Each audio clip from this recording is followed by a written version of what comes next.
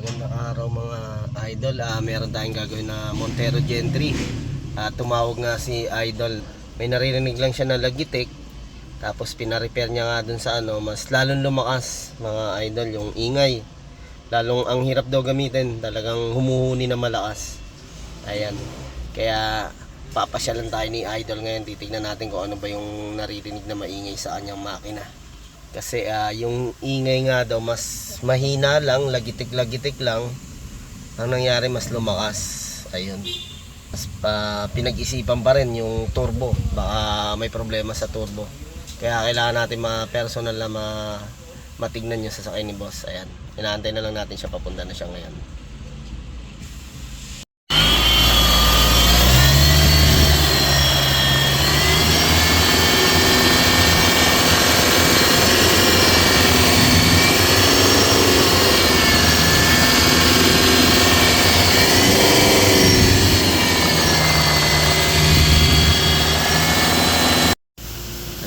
Okay mga paps, narinig niyo po ba yung ingay kanina na binidyo ko, no?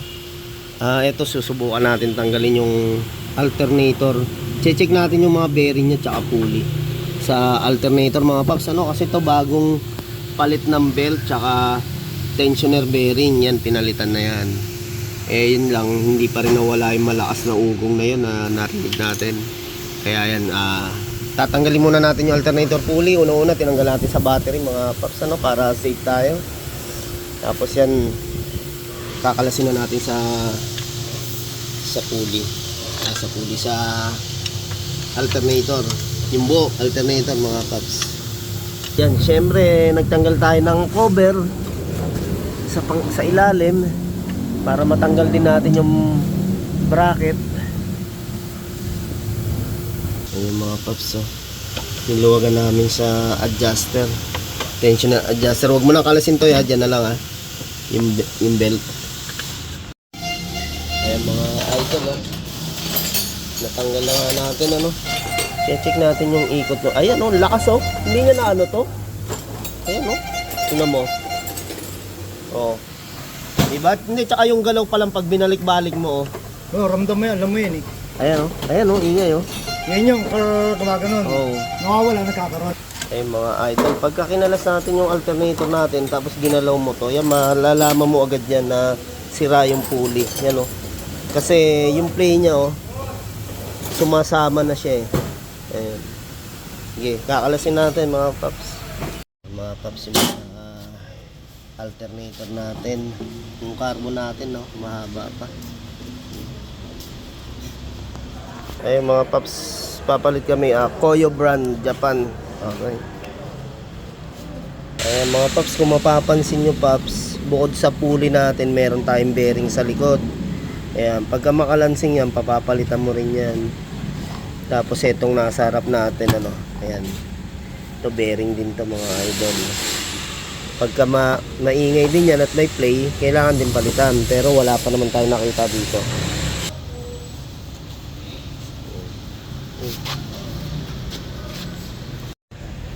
Okay, yan na.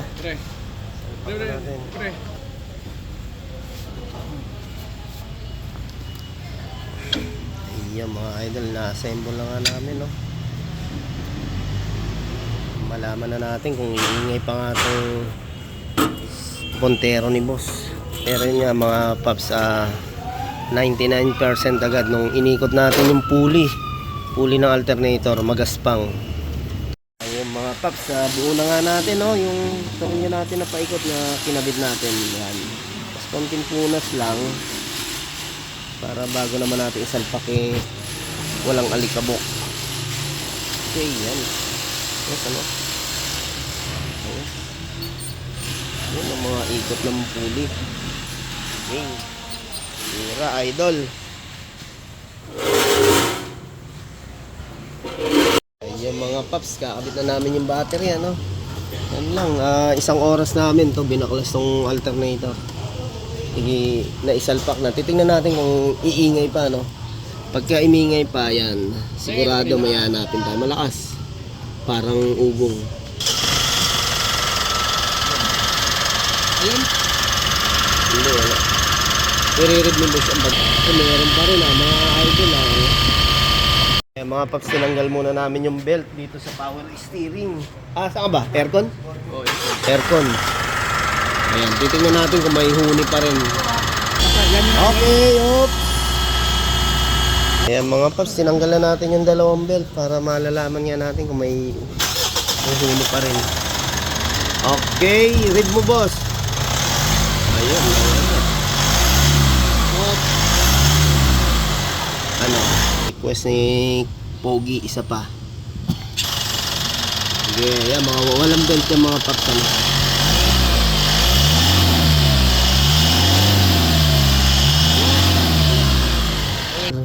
Tensioner adjuster. Kaya lang parang sablay pa rin yung bearing, ano, kaya kakalasin natin. Ang mura ng bearing na kinabit, tigto 200. Kailangan ano tayo dyan, NSK o kaya Koyo, mas matibay. Ito gaya na ito mga idol, 25k mileage parang tinatakbo ni boss. Pinalitan siya ng belt, tsaka yun nga yung sa ano natin, sa tensioner bearing, ano mga idol. Pero hindi yun ang naging problema ni boss. Nung napalitan ng tensioner, ano, lalong imingay mga paps, no?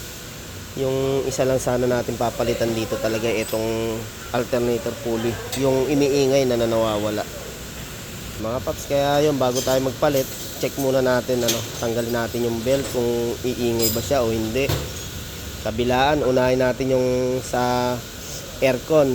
Pag may ingay pa rin, tanggalin na rin natin yung sa kabila para malaman natin kung saan doon, ano po. Tapos inisa-isa namin ikutin yung bearing yun. Nakita namin yung pinalitan nila, kapapalit lang na idler bearing. Doon tayo may nakitang may malakas na huni.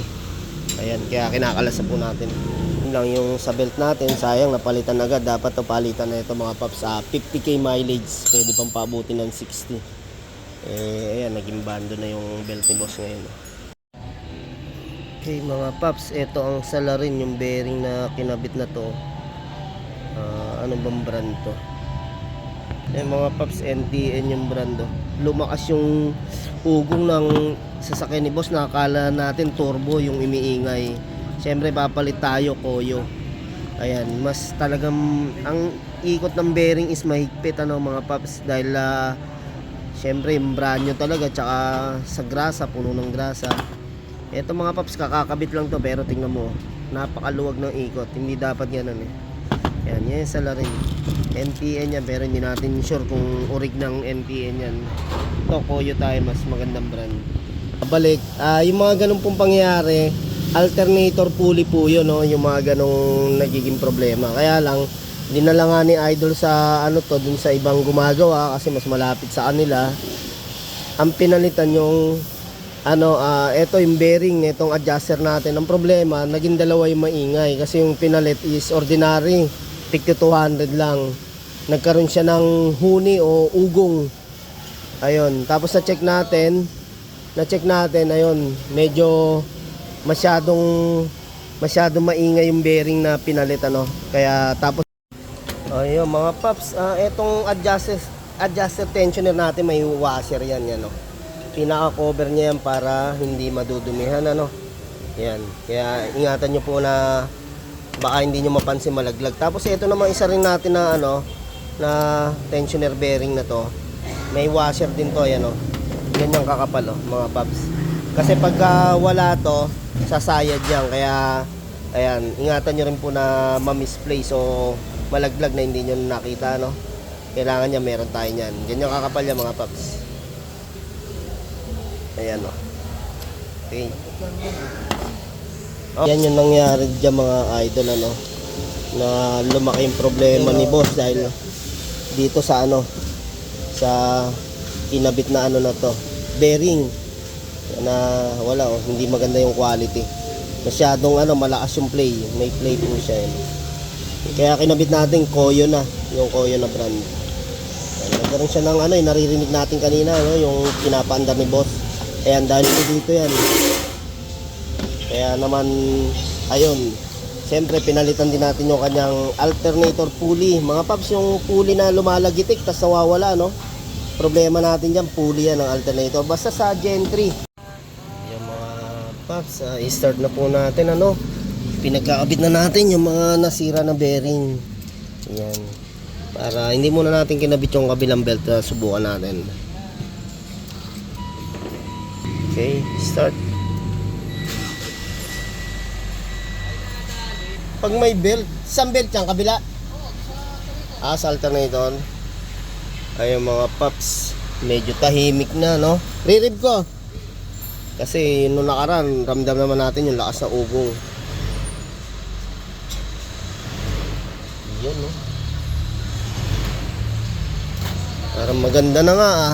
Tuklaw, ah. Ay, tuklaw. Ay, patay.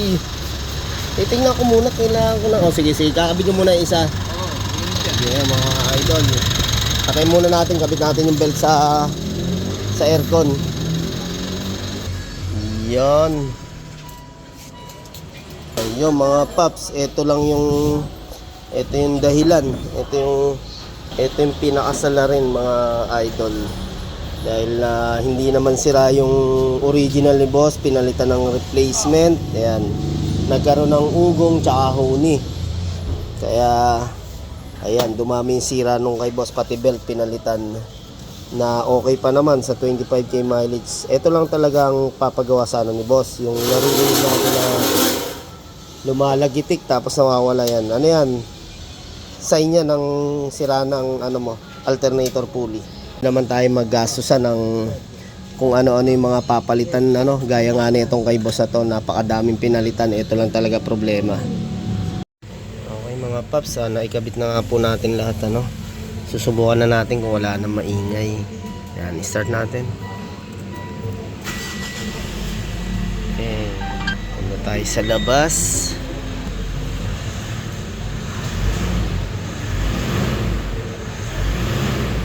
Yun, okay na. Okay na. Ayan boss, kay Boss Jumbo. Ayan, ayos.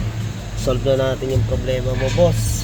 Tapos maganda yung mga idol, para kaysa magpalit tayo agad ng mga parts na hindi naman sira, ay mapapalaki tayo ng gastos. Yan.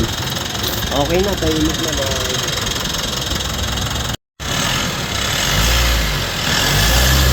Wala na. Ayun, natapos sa amin yung Montero ni boss. Nawala na yung ingay dahil nga dito sa pulley ng alternator yan. Thank you, boss. Boss, recommended sa mga may Montero owners dyan. Recommended si Boss Albert. Dito lang sa Molokoy Garage, Taytay. Ayun. Layuin nyo na kasi sigurado uuwi kayo masaya. Ayun. Tama yan, mga boss. Thank you, boss. Thank you, boss. Hanggang sa next PMS natin, regular. Ayun. Legit. Kaya dito na magpapagawa si boss. Boss, saan ka nga, boss? Ono lang. Oo, Ngono. Dito kami sa Taytay. Montero Owners Group, recommended si Sir Albert. Quality. Thank you, mga Hindi na idol. kilala yun, hindi na kayo luluwas, malapit lang din sa Jenny. Ayun. Okay, thank Okay, you, sir. hindi kayo gagastos sa malaki. Medyo lang.